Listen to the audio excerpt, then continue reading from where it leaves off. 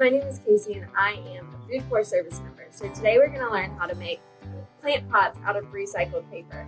You're going to need some recycled paper. So I'm going to be using a paper grocery bag, but you can use newspaper or whatever you have laying around. We're also going to need a can or something similar to a can that's about 2 to 5 inches in diameter.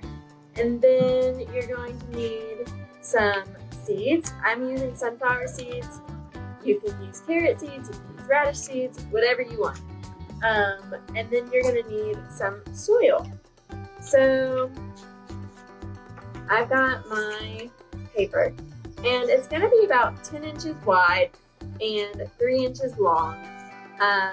It doesn't have to be exact. So if it's not exactly 3 inches by 10 inches, don't worry about it.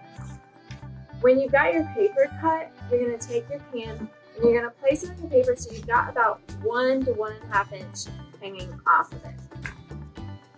And then you'll fold it around your can. You'll press down on the bottom.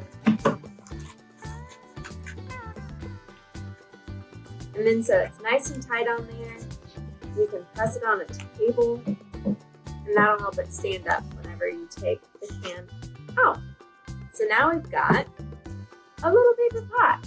And these are biodegradable, which means that if you put them in the ground, they're just going to turn back into soil.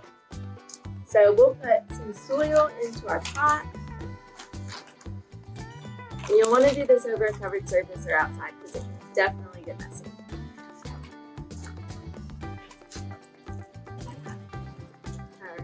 You'll fill it about to the top. It doesn't need to be all the way to the top, but about to the top.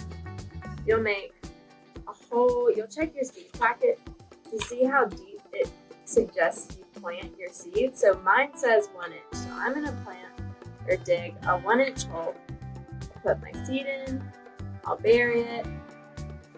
And that's my pot.